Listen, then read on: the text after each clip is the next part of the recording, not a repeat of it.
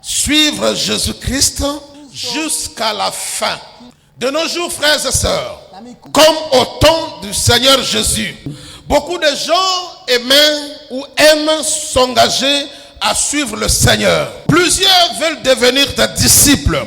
Malheureusement, beaucoup abandonnent, certainement à cause des problèmes de la vie. Nombreux de ceux qui s'engagent à suivre le Seigneur, n'arrivent pas à demeurer disciples du Seigneur jusqu'à la fin de leur vie.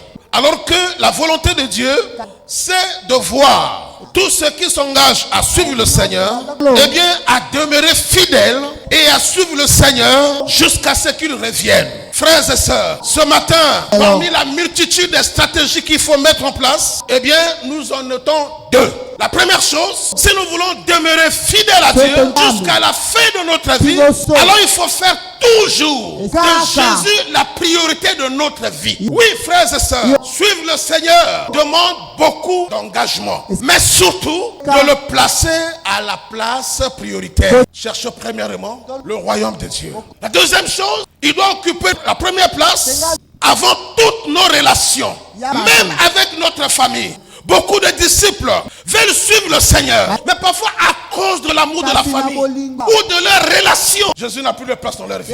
Écoute cet homme, Seigneur, je vais te suivre, je vais être avec toi, mais seulement laisse-moi d'abord aller dire au revoir à ma famille, aller ensevelir mon père. L'amour de la famille a été souvent un obstacle pour suivre le Seigneur. Celui qui aime son père ou sa mère, la Bible dit plus que moi. Si vous pouvez souligner le mot plus que moi. Jésus ne dit pas qu'il ne faut pas aimer sa famille, mais celui qui aime sa famille plus que moi.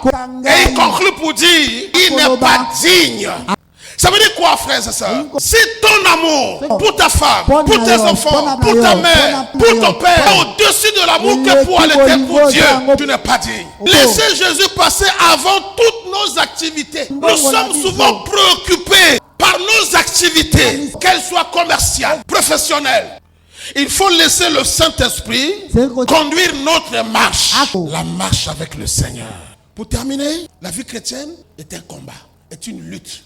Et ceux qui ne vont pas livrer combat vont tomber. C'est pourquoi Jésus dit, beaucoup d'appelés, mais il y aura peu de lui. D'ailleurs, Jésus a dit, le royaume des cieux appartient aux violents. Est-ce que tu es fort, mon frère? La marche chrétienne demande que nous soyons soutenus par l'Esprit de Dieu. La vie chrétienne demande que Jésus doit être notre priorité. Même devant l'argent, Jésus est le premier. Devant ma femme, Jésus est le premier. Devant mes activités, Jésus d'abord. Oui.